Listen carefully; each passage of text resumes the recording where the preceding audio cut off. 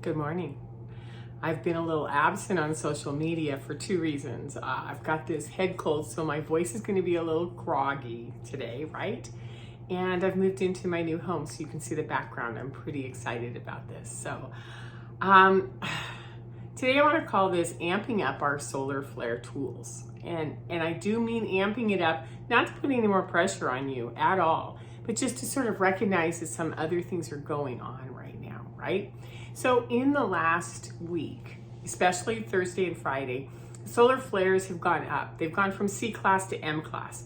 So M class means it's the next level up and a little bit more intense, and they've been coming in at M1 to M5. And so those solar flares, it's really interesting because they might be difficult to recognize for a lot of reasons, right? There's busyness going on. It could feel just like in your body, like, oh my God, I thought I had everything handled over this month and I don't. I feel a lot more stress. It could also be these holiday expectations, whether there's things you have to get off in the mail. There are work gatherings, parties, friends, school events, et cetera, et cetera, et cetera. Like fill in the blank. What is going on in your life that's really, really hectic and busy right now? And what can you do when that happens? And so one of the cards that I love is the Osho 2 of Pentacles, which is, boy, is it crazy out there, and all you can do is sort of concentrate on one step at a time, and knowing that some of those red and orange solar flare things are kind of coming in like waves on you, right? Makes sense. So for the last 14 months, I've been switching up my videos and really concentrating on high levels of sensitivity and the connection to solar flares, and giving you some tips on what to do. And what I noticed is I was just checking on my YouTube, and the symptoms of solar flares got 4,500 likes on it, or watches, excuse me. I was just like blown away. So this smile is like, wow, something I'm really reaching and talking about things that we all want to share, right? So let's go back to what's going on, because at the end of November through December, what's happening is we're getting more intense. Whether it was the CMEs bursting off of the sun, if you go to spaceweather.com, if you get onto their alerts, they'll tell you when these big balls of fire are coming off the sun and when they're going to hit Earth, right?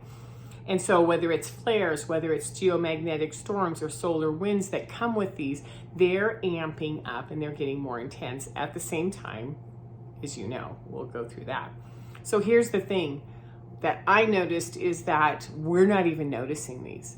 Outside of the small circle of men and women that I associate with who are constantly measuring and looking for symptoms outside, I've noticed that my friends, my coffee shop, observations, traffic, everything else, is that there's an increased tension, but there isn't, I'm not getting phone calls like what's going on.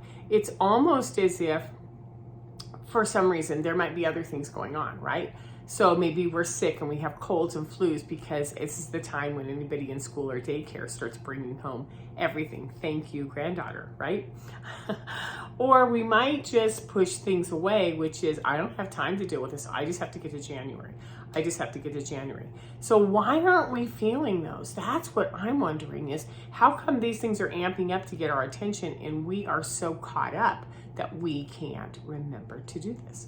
Now, there is one other consideration that I would like to put out there, which is, what if we're normalizing them and our body's adapting and getting used to them? So an M1 or an M5 or a geomagnetic storm just really doesn't have the same effect on us.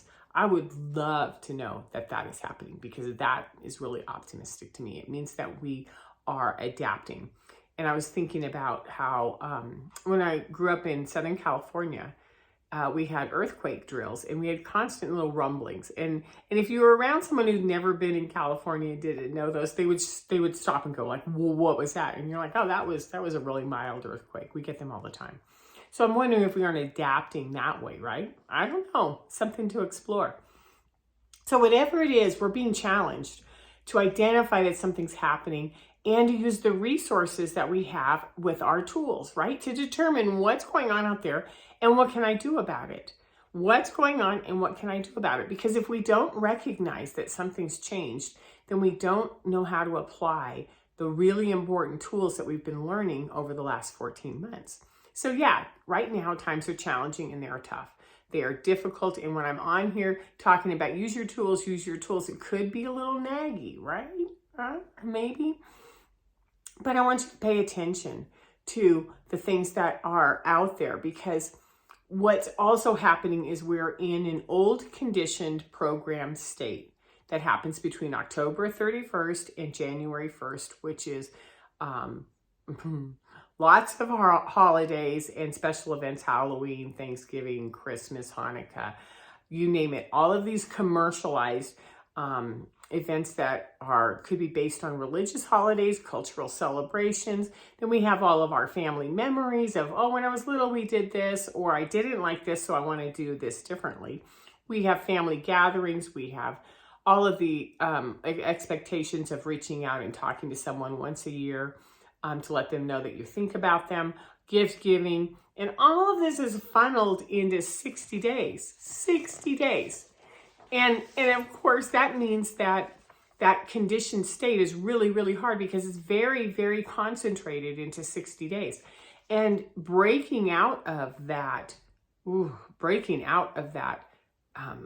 tight expectation of what's going on over the holidays it takes some courage, and it requires something from us that if I can provide some guidance, if I can provide some nurturing for you while you're doing this, it's like this is the time to deepen your self-awareness, deepen your self-care. And if you're parenting or if you're in a partnership, to empower you to be this solid frequency, this solid human in the house, right? So I've been putting little memes out on individual sessions and tarot reading. And what I notice is that in an hour, we can help create, the two of us together, an integration. We can review your tools. We can build some confidence. So if you're feeling really stretched right now is the time to reach out and book something with me. For whatever reason, it's a slow period of time. I've got lots of extra hours available. So use them. Let me be of service to you, right? Let me help. Okay, so I have 6 tools for you. Number 1, when you catch it, right? It means like, wait a minute. Oh, what if it's a solar flare? And then to do that without shame or blame or, not beating yourself up, because that's the worst thing is like, I can't believe I missed that.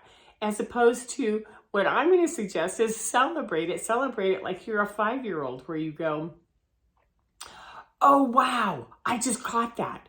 Oh, wow, that's really cool. I just figured that out, right? So when you catch it, you catch it. Nothing else, right? Just know that, hey, I caught it. Number 2, validate it. Head to your resources. Head to Pam Youngins on Facebook or Instagram. Head to spaceweather.com. Head to someone who does hourly updates on Instagram.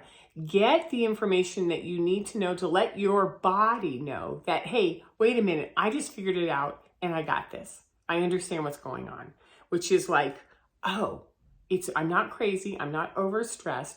I'm not having weird symptoms because I'm getting sick. There might be something going on. So now I'm going to confirm that with my body. I'm going to validate what's going on outside and bring it in. Okay. Number 3, identify your own personal top tools. What works for you when this happens? Whether it's breathing, sit down and do a couple of really calm breathing exercises, up and breathing down, to bring your nervous system back into balance, right? Or changing your schedule, which is, I just realized I have too many things today. I'm going to have to renegotiate. You can tell I'm old, right? As opposed to the phone. Change your schedule. Drop it. Put it down. Walk away. What supplements do you take that are really helpful, that really help you Balance. For me, it's magnesium. I noticed that I've been taking zinc with elderberry, these little really chalky lozenges, and they help tremendously with the symptoms of solar flares and also help me sort of boost myself for a cold. Okay, sit down and let the chaos realign itself, sort of check out. These are the things. What tips or what tools do you use that work? And go find them. It's not just that you have tools, it's that which ones do you work and how often do you know that they actually exist for you? Because number 4 is that once you know what the tool is, do it. Go do it, right? So relax. Relax into what's going on and take care of yourself. Touch the ground, be available, be here. Be here now. I love this one. This is the Osho Hanged Man, which is feet firmly planted on the ground, stretched out, saying, I know what to do. Let me do this, right? So do it. Actually shift from thinking into action, right? Into self-care. And pay attention to all the parts of yourself and your field, because you're the one who's steering your body. You're the one who's bringing yourself into focus. So it's gone from noticing what's going on to validate it to what are my top tools to doing it, right? Number 5, regulate. Create a frequency of peace and clarity in your body. You know, what I love is this magician card on Osho. You know, I know what the elements are. I know what's going on outside. I'm going to create peace and frequency within, right? So that I feel real, I feel authentic, I feel aligned, I feel resonant with this inner balance so that I can then navigate with others, and I can also hold with love and grace when they're having some reactions, right? So what we're doing is we're becoming the anchor. And then last is to be compassionate, because you can feel what others are going through. I can see the stress on people's faces right now. So I watch them eat and drink and smoke weed and self-medicate. And how do you hold yourself strong when all of this is going on, and provide love and compassion? So have compassion. People are in pain. You might be in pain. Those around you might be in pain. They might be struggling. Just have compassion that this is a time of tremendous change, and this is what we're doing. And I'm going to close it with the messenger of Earth, which is, you know, just know that you're going towards something really beautiful, and trust it, and take everything with you. And look at the sparkles on the back of that turtle. Anyway, I will see you next week. You take care of yourself, and please drop me a message or head over to the contact information on the bottom of this video and let me know if I can be of service. Thank you.